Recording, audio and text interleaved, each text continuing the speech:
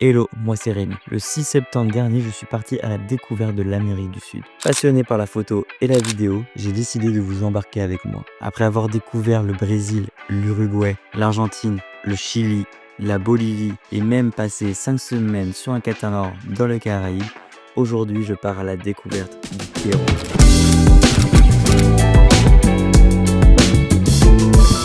Lima, là où commence mon périple au Pérou, est une ville de près de 10 millions d'habitants, mêlant gratte-ciel moderne et vieilles bâtisses coloniales. Mais je n'ai pas filmé ma découverte de la ville, donc je file directement à Huacachina, petite oasis au cœur du désert où m'attendent dunes et aventures inédites.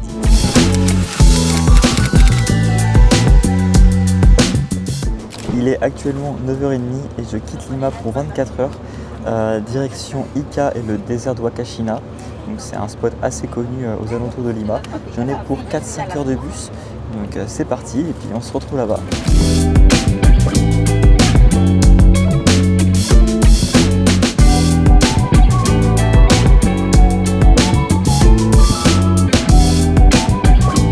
Ça y est, je viens bien d'arriver à Huacachina. À savoir que le bus depuis Lima ne nous emmène pas directement à Huacachina, il nous emmène à la ville à côté qui s'appelle Ica. Et que du coup depuis Ica, il faut prendre soit un taxi, soit un Uber pour venir à Huacachina. Moi j'ai pris un Uber, ça m'a coûté il me semble 3 €. Et du coup voilà, je viens d'arriver et franchement c'est très joli, c'est très mignon. On va faire un petit tour et on va découvrir tout ça. Sachant que j'ai 1 heure devant moi car après je pars faire les activités. Donc normalement je fais buggy et sandboard. Ça devrait être pas trop mal. Me voilà à Huacachina, petite oasis perchée au milieu du désert péruvien. Avec moins de 100 habitants permanents, le village attire les voyageurs pour ses dunes impressionnantes et son lagon verdoyant. C'est un lieu prisé pour son sandboarding et les balades en buggy à travers le désert.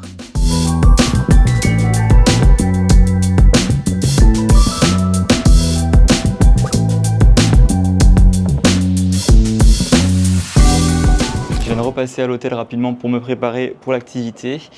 On a rendez-vous dans 15 minutes à la réception, donc c'est parti. Je commence par l'activité buggy, en sentant le vent et l'adrénaline à chaque montée et descente de dune, puis le sandboard. Glisser sur le sable est à la fois amusant et surprenant. Un vrai plaisir simple. On termine la journée par un sunset apéro au cœur du désert, entouré de dunes dorées où le calme et les couleurs du ciel offrent un moment paisible et unique.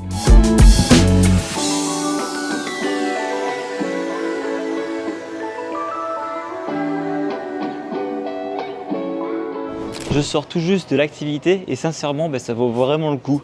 J'ai payé 50 sols péruviens, donc c'est à peu près une dizaine d'euros pour pouvoir faire le tour en buggy dans le désert, les descentes de sandboard, donc j'en aurais fait 2 au total, donc ce qui n'est pas énorme mais bon c'était très sympa.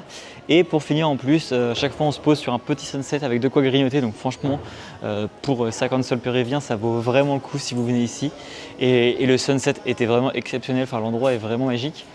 Et quant à moi, là ça y est, je viens d'arriver à l'auberge où je dors ce soir.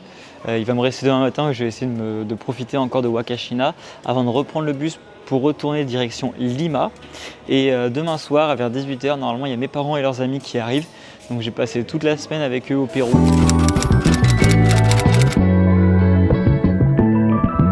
Ça y est, on quitte Lima, on est tous dans le bus, on est bien installés. Et maintenant, on prend la direction de Paracas, on en a environ pour 4 heures de bus. Après quelques jours à Huacachina, je retrouve mes parents, Manny, Jean-Luc, ainsi que Sophie et Jenny. C'est leur première fois au Pérou. Ensemble, nous prenons la route depuis Lima en direction de Paracas, impatients de découvrir de nouveaux paysages. Pour cette première petite journée à Paracas, on est arrivé aux alentours de 13 h. On s'est juste posé rapidement à l'hôtel. On a ensuite été manger au restaurant, d'ailleurs c'était très bon. Et là ce soir on va juste profiter du petit coucher de soleil et c'est dès demain matin que l'on s'en va découvrir les îles où on va pouvoir voir des lions de mer, etc. Je pense que ça va être assez sympa avant de reprendre la route direction Nazca. On embarque sur le bateau, excité à l'idée de découvrir les îles Ballestas. Autour de nous, les rochers se dressent comme des sculptures naturelles. Et déjà, les lions de mer s'étirent au soleil sur les plages. Les manchots de Humboldt et les centaines d'oiseaux qui peuplent les îles ajoutent une vie incroyable à ce paysage. Chaque instant est un mélange de surprise et d'émerveillement. Et on se sent tout petit face à cette nature si vivante et sauvage. Ensuite, on reprendra la route pour continuer notre périple à Nazca.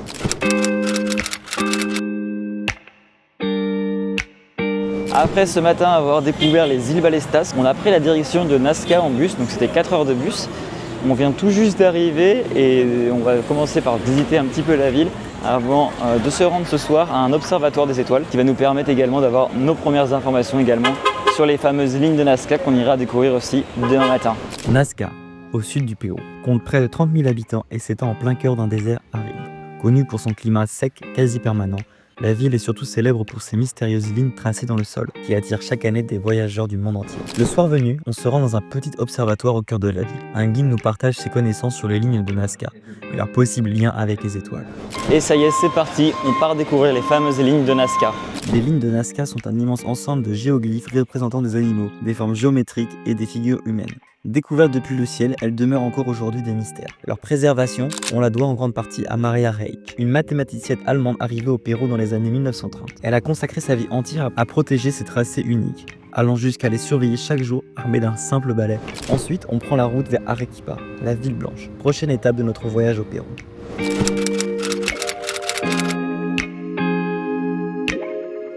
Et quoi de mieux que pour commencer à découvrir la ville d'Arequipa que de commencer par son centre historique. Arequipa, surnommée la ville blanche en raison de ses bâtiments en pierre volcanique, est la deuxième plus grande ville du Pérou avec près d'1 million d'habitants.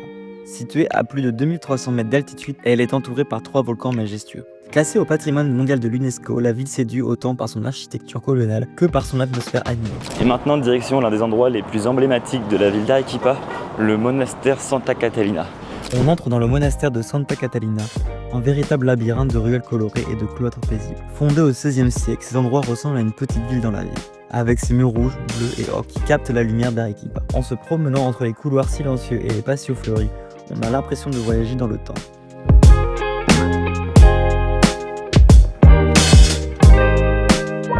On va en profiter également pour aller découvrir un des endroits cachés d'Arequipa où l'on peut voir comment est travaillée et transformée la laine d'alpaga. On découvre un petit atelier au cœur d'Arequipa où l'on nous les explique tout le processus de fabrication de la laine d'alpaga.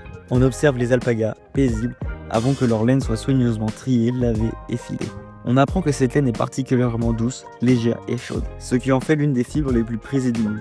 Après 3 jours à Arequipa, on prend la route pour le majestueux canyon de Colca.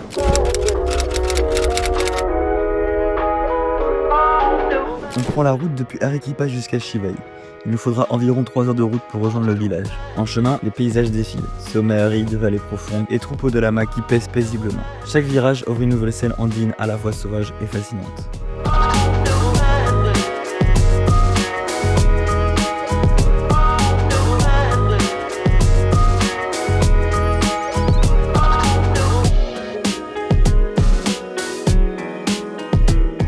On vient bien d'arriver à Chivay, donc le petit village où on va dormir cette nuit avant de demain aller visiter le petit canyon de Colca. Et franchement, le village est vraiment trop mignon. On va en profiter là pour faire une petite randonnée, pour aller voir un petit belvédère, pour avoir une vue sur toute la ville.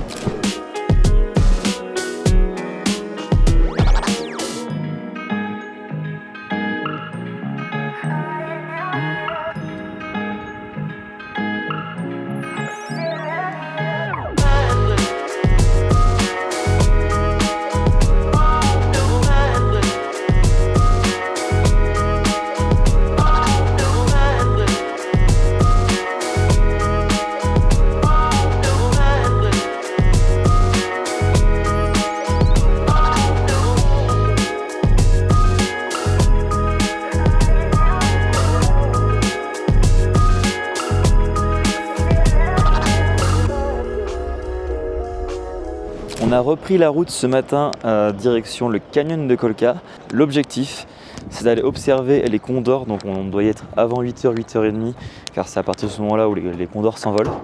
Et du coup, sur la route, on a plein de petits arrêts, comme celui-ci.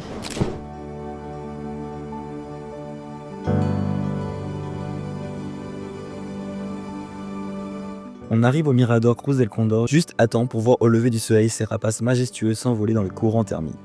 Les condors andins, avec leur envergure impressionnante, jouent avec les premières lueurs du jour, donnant une dimension presque sacrée à cette rencontre. Après cette expérience, on marche environ 1 heure au bord du canyon de Colca. Ce sont les derniers instants avec mes parents et leurs amis avant que je prenne la route pour mon voyage vers le lac Titicaca.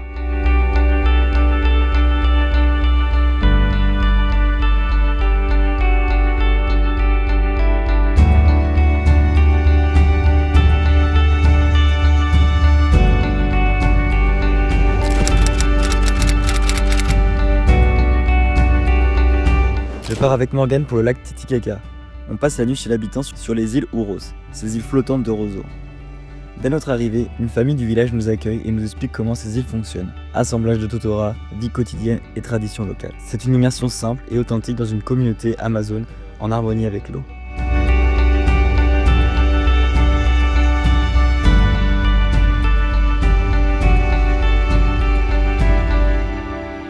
Ensuite, on découvre l'île Takile, connue pour ses traditions textiles et ses habitants qui vivent selon des savoir-faire ancestraux.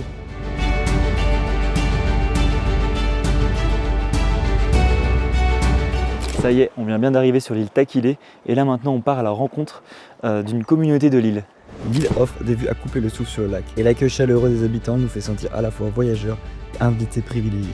Puis, je reprendrai la route en direction de Cusco où je vais retrouver Margot.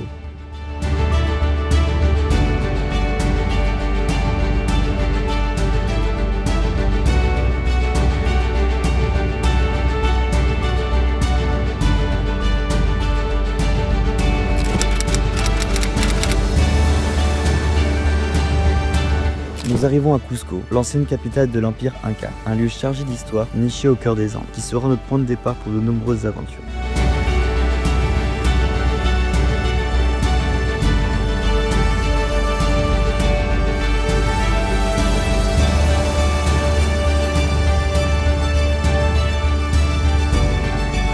Aujourd'hui, direction l'un des sites les plus spectaculaires du Pérou, la montagne aux 7 couleurs.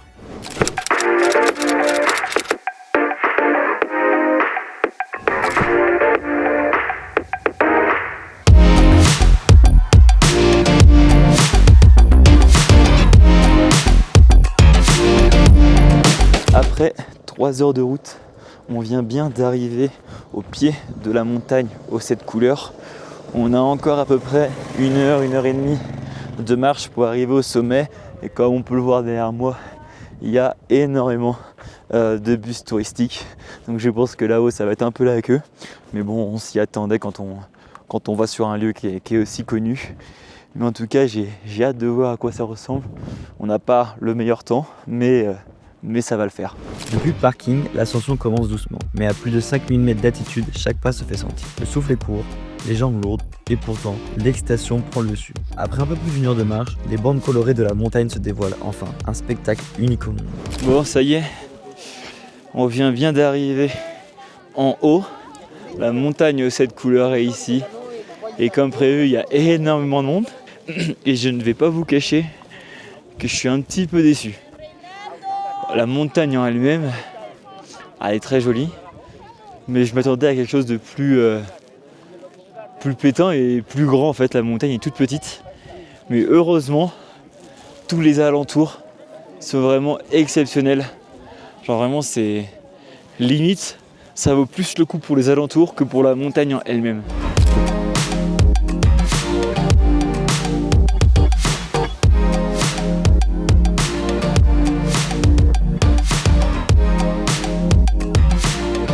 Mais juste à côté se cache une autre merveille, la vallée rouge. Moins connue, mais tellement impressionnante. Des paysages minéraux teintés de rouge à perte de vue. Et je dois avouer que parmi les deux, c'est la vallée rouge qui m'a le plus marqué. C'est un moment suspendu avant de repartir, car demain une nouvelle étape nous attend, la découverte de la vallée sacrée.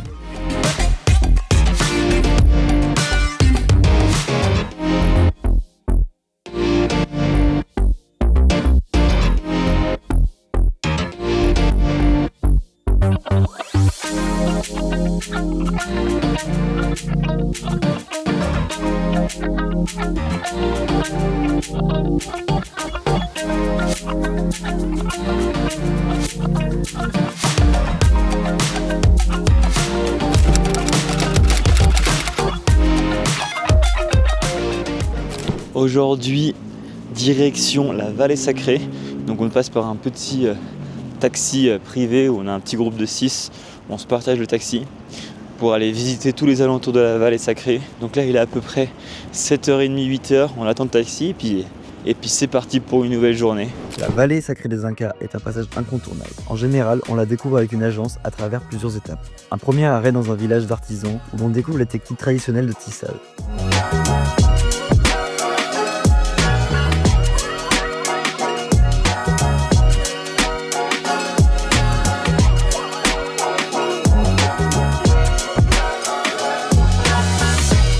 Puis viennent les ruines de Pisac, perchées dans la montagne, offrant une vue incroyable sur les cultures en terrasse.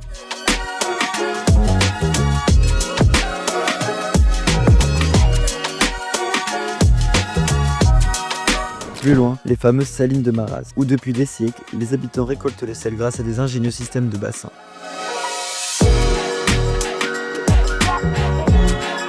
Enfin, on termine la journée avec la visite des ruines d'Ollantaytambo, dernier bastion inca face aux conquistadors. Une journée bien remplie, car le lendemain, nous partons pour une nouvelle aventure encore plus intense, le Salkantay Trek.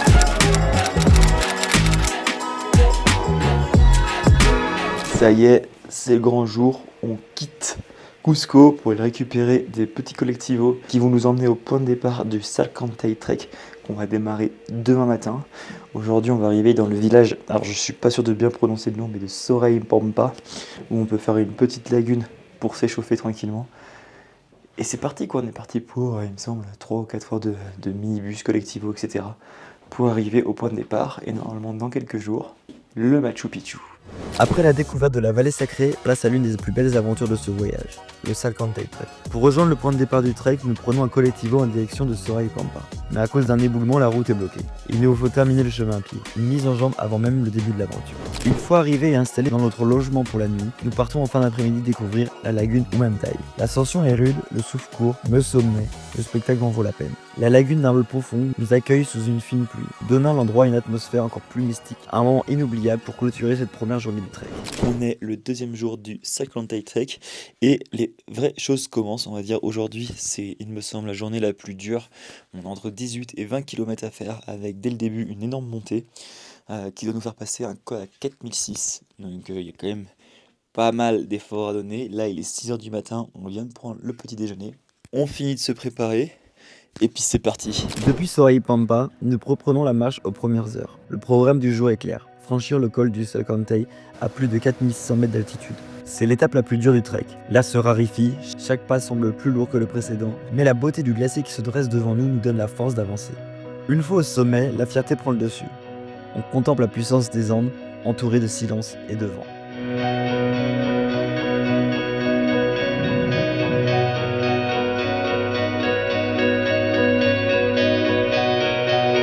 On vient bien d'arriver au sommet du montagne à 4600 mètres d'altitude. De ce que j'ai lu sur les blogs, c'est censé être la partie la plus difficile du Salkantay Trek. Donc on va bien voir, c'était incroyablement beau. Et là maintenant, je crois qu'il nous reste une dizaine de kilomètres à faire. Mais c'est que de la redescente, donc c'est tout droit. Après un déjeuner bien mérité, nous entamons une longue descente quittant les paysages arides de haute montagne pour retrouver peu à peu la verdure.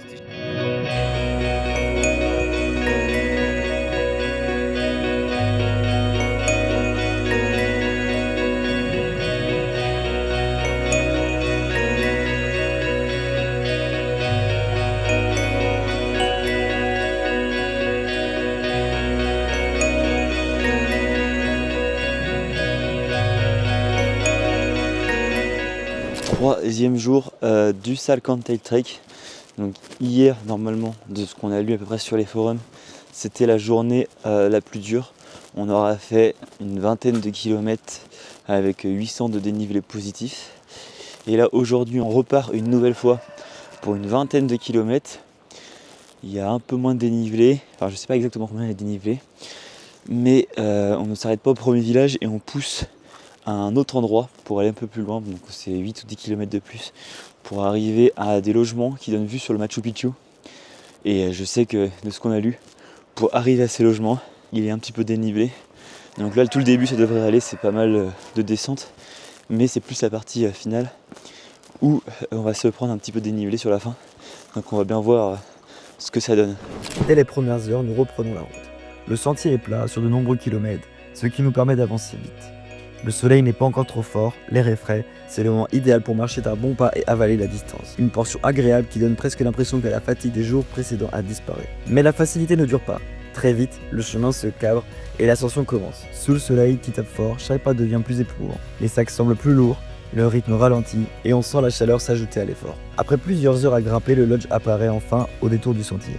La récompense est là à la hauteur des efforts. Une vue imprenable sur le Machu Picchu depuis Lac Tapata, notre refuge pour la nuit.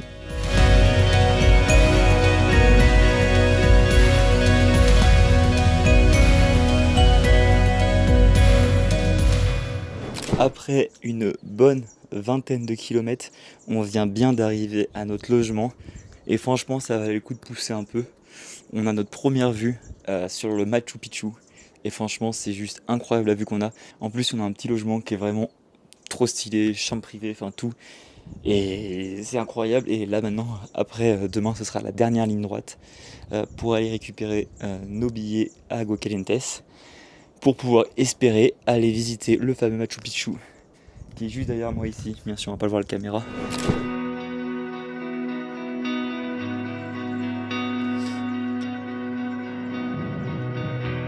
Pour ce dernier jour, le réveil se fait en pleine nuit. Frontal sur la tête, nous descendons dans l'obscurité jusqu'à rejoindre les rails qui mènent à Aguascalientes, le village qui mène au pied du Machu Picchu. Ça y est, objectif atteint, on a nos billets pour le Machu Picchu. Ce matin on s'est levé vers 1h30 pour partir vers 2h du matin. On est arrivé il me semble vers 6h30 pour faire une première fois la queue pour récupérer un premier billet qui nous a donné un numéro de passage et un horaire. Donc on était numéro 296 et 297. On devait revenir à 16h, on est revenu à 16h et après environ 30 ou 45 minutes de queue à patienter, on a obtenu nos billets avec le circuit qu'on souhaitait. Donc on prend le circuit 2A il me semble, donc c'est un peu le circuit traditionnel, on voit un peu avec la photo qui est connue, etc. Et avec pour horaire, il me semble qu'on est à 7h du matin, parce qu'il n'y avait plus de 8 ou 9 ou 10 heures disponibles. Mais bon c'est pas grave, on attendra que ça se dégage un peu dans la matinée la vue, en espérant avoir beau. Mais en tout cas, trop content. Tout se passe comme prévu. Et je pense juste que là, on va craquer pour le petit bus aller-retour qui va nous emmener au Machu Picchu. Parce que les jambes sont fatiguées tout simplement. Et puis c'est beaucoup plus facile comme ça nous évite 2h30 de marche pour monter en haut.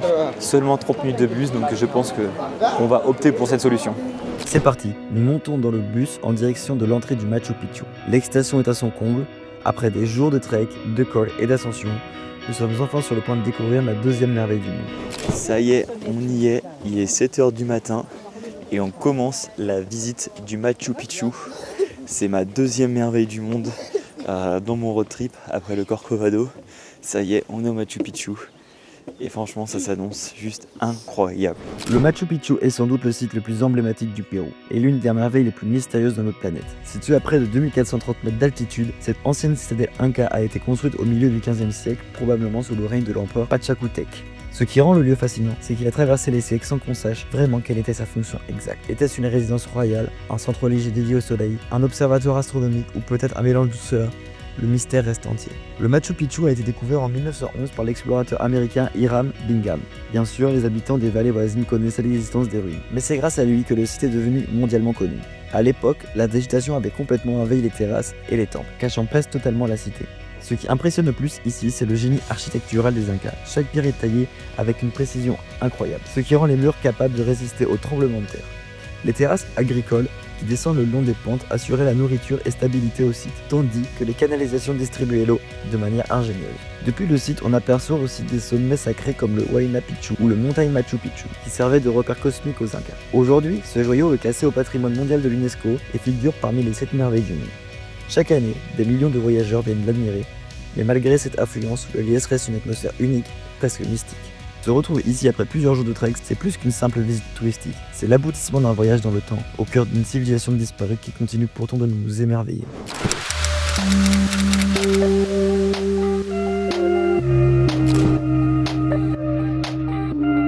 On est bien arrivé à Huaraz ce matin après avoir fait 2 nuits dans le bus.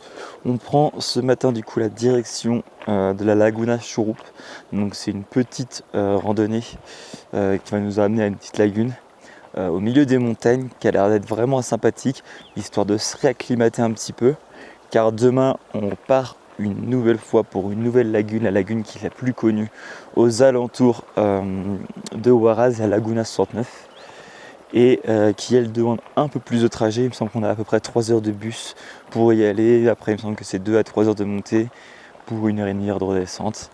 Et ensuite de retour à Huaraz. C'est parti pour découvrir tout ça. Depuis Huaraz, nous partons pour une première randonnée vers la lagune Churup. L'ascension est progressive, ponctuée de passages rocheux où il faut parfois s'aider des mains. Mais une fois en haut, la récompense est là. Une lagune turquoise nichée au pied d'impressionnantes falaises. Une mise en jambe parfaite pour ce qui nous attend. Le lendemain, direction l'incontournable lagune 69. La route passe déjà par de magnifiques paysages avec un arrêt à la lagune Lionkanunko aux eaux d'un bleu profond. Puis l'ascension commence, une montée exigeante à près de 4600 mètres d'altitude, mais l'arrivée face à la lagune, d'un bleu éclatant, efface toutes les difficultés. C'est aussi mon dernier entraînement avant le grand départ pour le Waiwash Trek. Et ce sont également nos derniers instants partagés avec Margot avant de poursuivre mon aventure seule.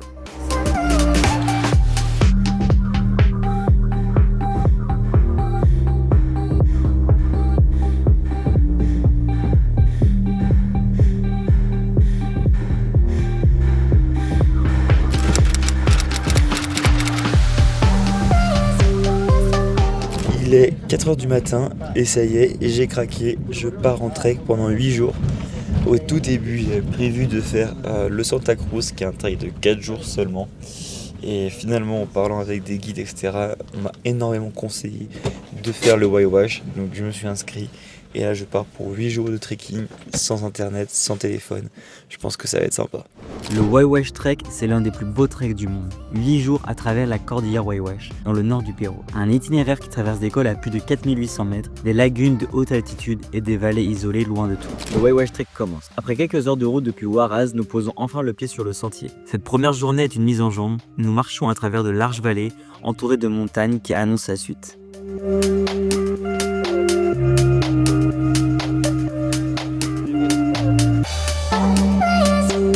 Bon, on vient de terminer la première journée.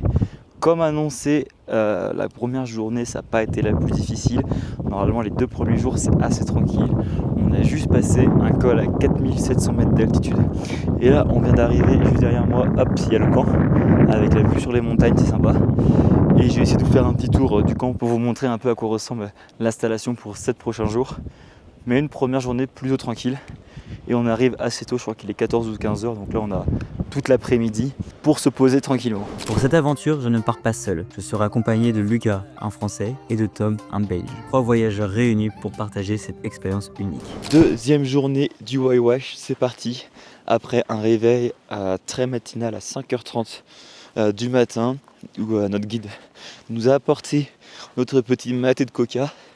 On se réveille face à cette magnifique petite vue. Et là maintenant il est 7h30, on va pas tarder à partir. Il me semble qu'on en a pour environ 6 heures de marche aujourd'hui. Donc encore une journée assez tranquille, même s'il y a un peu de dénivelé.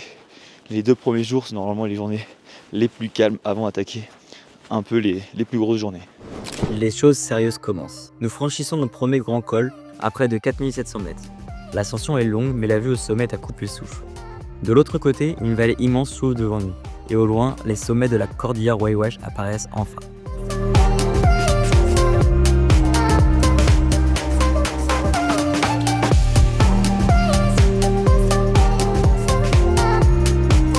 On vient d'arriver au camp 2. Il est 13h05, donc c'était vraiment une petite journée aujourd'hui. Et encore une nouvelle fois, la vue est exceptionnelle, regardez-moi ça. Et nous, on dort juste là, la nuit s'annonce, petits oignons. Bon, début de cette 3e journée, on attaque enfin les vraies journées. Là on a pour 8 km de montée pour atteindre un nouveau sommet. Malheureusement, il pleut, donc je crois qu'il va pleuvoir toute la journée. Ça fait chier, parce que c'est censé être l'un des jours où on avait plus haut point de vue. Donc on espère que ça se dégage d'ici 3-4 heures le temps qu'on monte là-haut. Mais vu ce que nos guides nous ont dit, ça sent pas bon, ça sent les 8 heures de marche sous la pluie.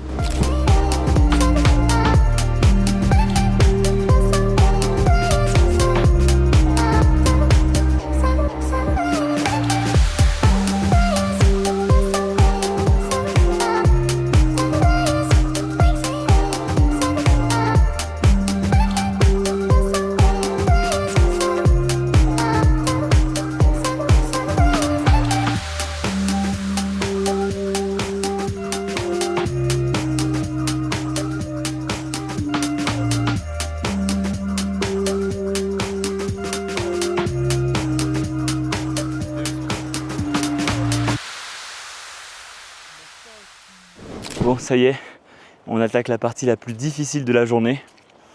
Une montée de 2h30 pour atteindre le Mirador et avoir une vue sur les lagunes. Je vais essayer de vous montrer, mais je suis pas sûr qu'on voit à quoi ressemble la montée, mais elle fait peur. En gros, il faut monter tout ça ici, là, là, là, et ensuite arriver juste là-haut ici. Bon, je suis pas sûr qu'on voit grand chose à la caméra, mais je peux vous dire que ça a l'air de grimper dur.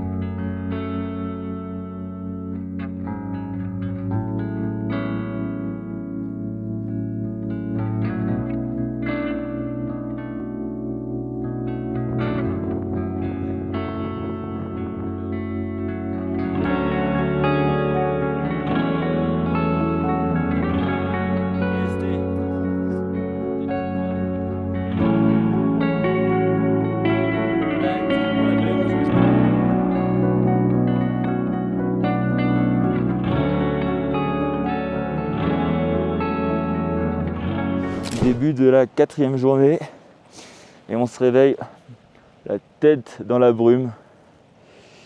Ça va être globalement une journée assez similaire à celle d'hier en termes de dénivelé et de distance. C'est parti, globalement, si j'ai bien compris, de toute façon le jour 3, 4, 5 et 6 sont globalement les mêmes en termes de difficulté. Juste il y en a un où il y a un peu plus de dénivelé, d'autres un peu plus de kilomètres. Donc on va bien voir tout ce que ça donne. Mais en tout cas, on espère que ça va se dégager un peu comme hier. Parce que là, sinon, on va rien voir de la journée. Et bon, c'est parti.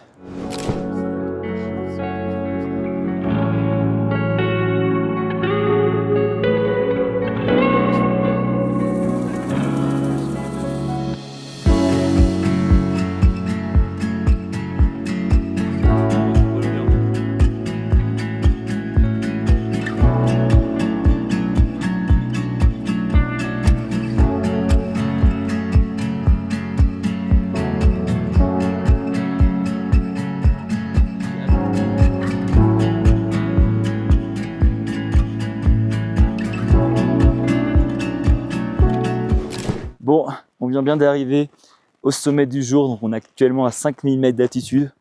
On est encore un peu dans la brume, mais on a une petite partie derrière moi là, qui est dégagée, qui est assez sympathique.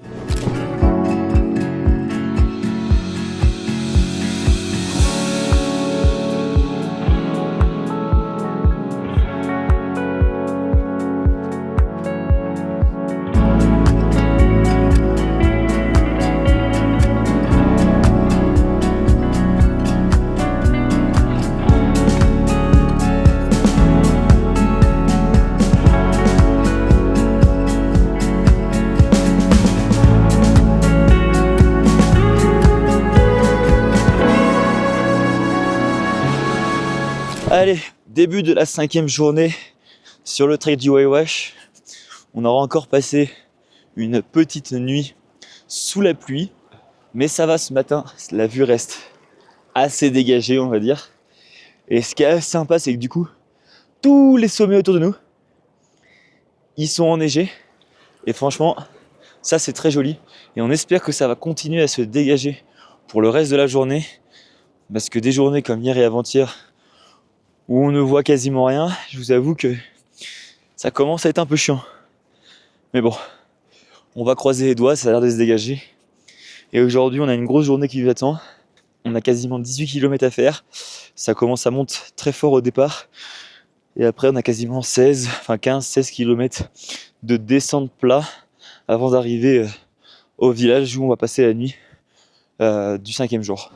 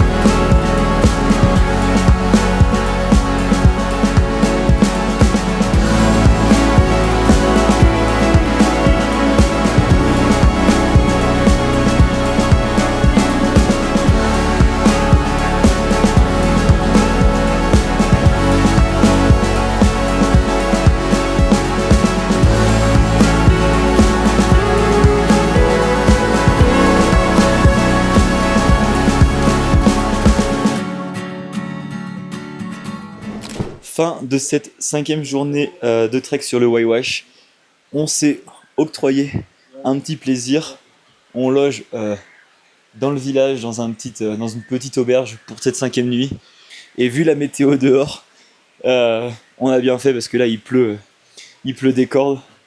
Et franchement, prendre une douche au bout du 5e jour, ça fait vraiment du bien. Et puis demain on continue, il reste encore 3 jours. Mais ce soir, je pense qu'avant ça, on va aller se prendre une petite bière de récompense. 6e jour sur le Waiwash. Et après avoir tout descendu hier, aujourd'hui, on doit tout remonter.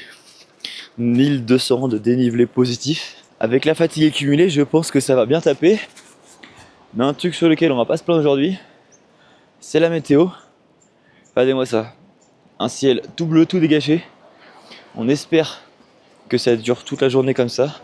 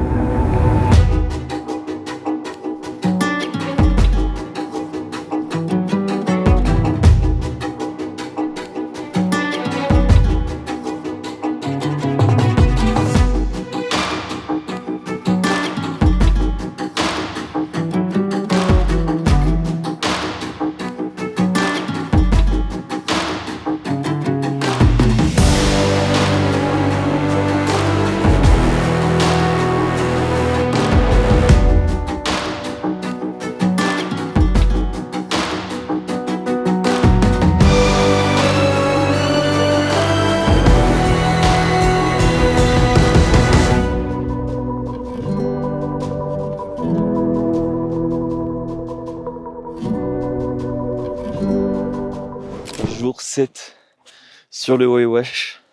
Après une nuit et un réveil bien froid, on reprend la marche.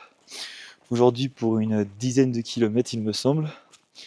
Une journée qui est censée nous offrir la plus belle vue du Waiwash selon notre guide. Donc on va bien voir une fois qu'on va arriver au fameux point de vue au Mirador si on va lui donner raison ou pas.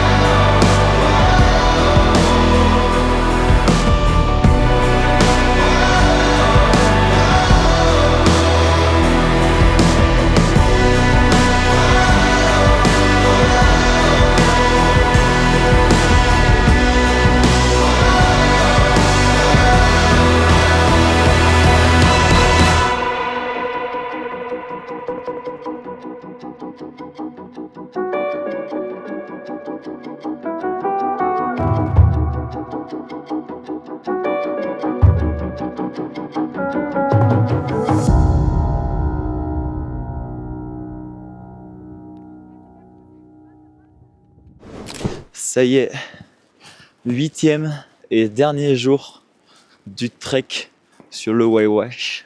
C'était vraiment une expérience de fou. Sur les 7 nuits, on aura fait 630, une en lodge, on aura bien caillé. Mais en termes de paysage, c'est juste extraordinaire. Là, ce matin, il nous reste simplement 13 petits kilomètres à faire sur du plat pour rejoindre le village de Yamak. Et ensuite, là-bas, on retrouvera notre minibus qui nous ramènera directement, on va dire, à la civilisation et à la ville de Huaraz. Donc je pense que je vais conclure cette vidéo sur le Pérou sur ces belles paroles. Je vais vous laisser avec les dernières images de cette dernière journée sur le trek du Waiwash. Et surtout, si cette vidéo vous a plu, n'hésitez pas à vous abonner et à aimer, ça fait toujours plaisir. Et surtout, n'hésitez pas à me faire vos retours aux commentaires sur ce que je pourrais améliorer sur ce format de vidéo là. Et voilà, quant à moi, je vous dis à la prochaine pour de nouvelles aventures. Ciao!